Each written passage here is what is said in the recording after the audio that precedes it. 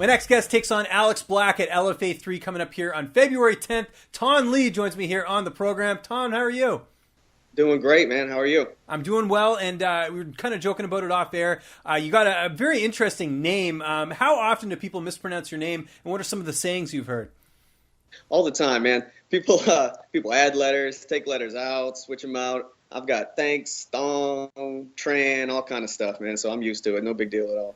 Where does the name come from? It's a very unique name. I don't think I've ever heard anyone called that before. My dad's Vietnamese. He's from Vietnam, so Excellent. that name's originally from there. And it's a name my grandmother gave me, and it's unique. It's different, Yeah, and it's causing a lot of people problems, apparently, when they're trying to pronounce it. So what can you do? First world problems, as they say. But let's talk about you, though. People remember you from The Ultimate Fighter, but going back even further than that, how did you get involved in combat sports? I've done martial arts since I was young. At 5, I started doing Taekwondo. My dad, he runs a school. He's been doing Taekwondo since he was in Vietnam, came over to the States, and he's kind of been, my head coach, teaching me there. All along at our school, Moon College Taekwondo in Metairie, Louisiana. And I've been doing that the most of my life. And we went and saw a local MMA show, a couple friends of mine, my brother, my family. And, we kind of saw how interesting it was and how much it is such a widespread of different arts. And, we were really interested in that. And I was like, hey, let's try it out. Let's try to take a fight. Let's see if we can do this, So we took a fight kind of on short notice. We didn't really have too much training at all. I've done Taekwondo all my life, but wrestling, jiu-jitsu, boxing, all that was kind of a short notice preparation for our first amateur fight. I got lucky and ended up with the W on that first fight that I had. But from there on out, my whole life has been dedicated to training and training like a pro, even when I was an amateur, and just trying to be the best at this sport. And along with fighting, what else pays the bills for you? What do you do for work? I do personal training. I do privates, things like that. And, that keeps the bills paid. And the rest of my day is eating, training, and rehydrating. That's about it. Well, it's good. At least they go kind of hand in hand. Like, it's not like you're working in an office. You have to, rush over to the gym or anything like that. It seems like, same sort of field, so to speak, right? Being a personal trainer. Do you find that? Yeah.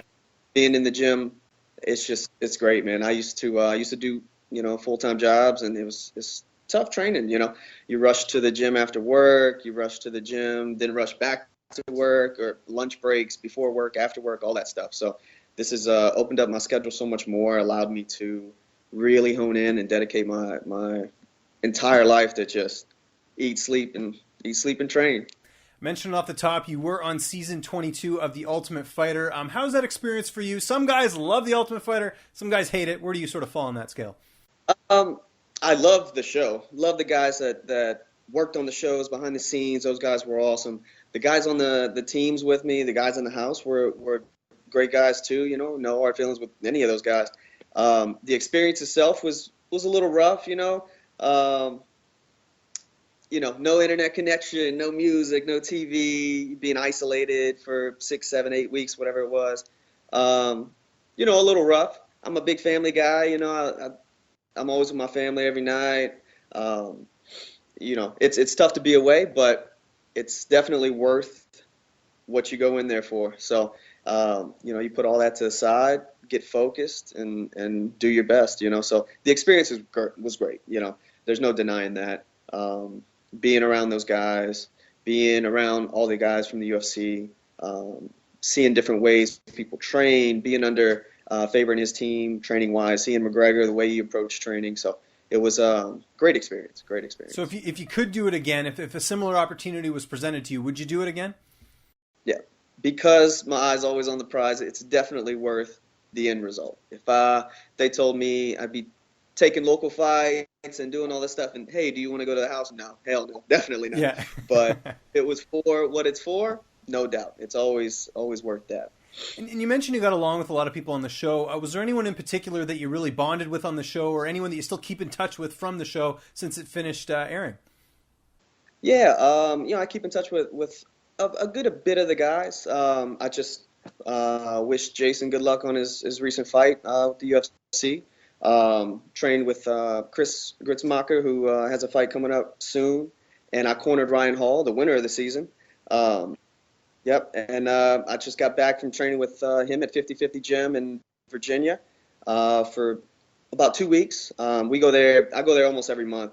He's come down here a few times, and we just go back and forth and share as many ninja secrets as possible.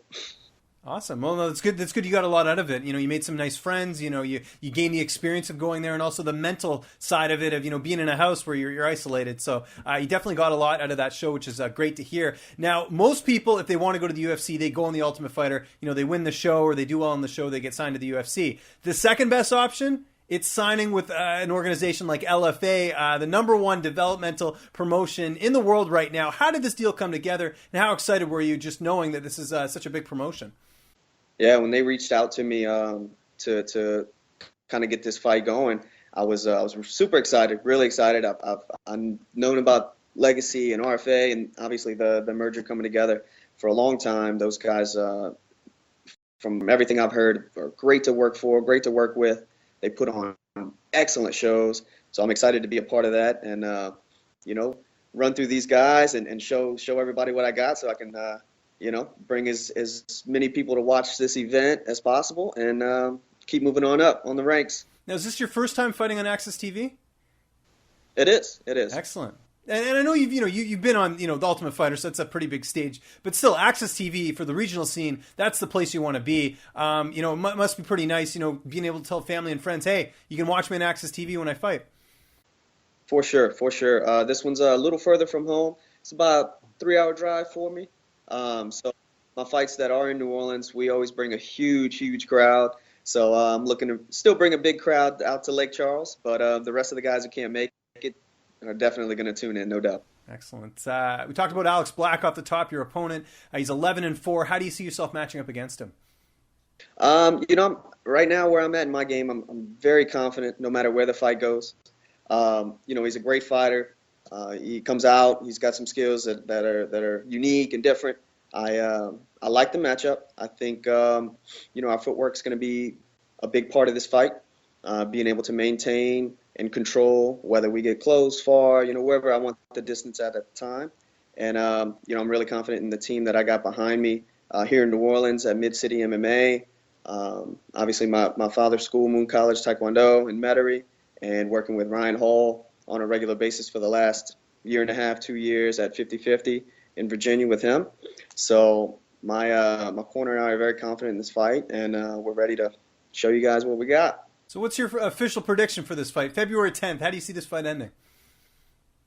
Obviously I see myself winning the fight, or I wouldn't have taken it. Yeah, exactly. But I don't approach fights in a way where, I'm stuck to a game plan, stuck to an outcome. I'm going to be me in the cage.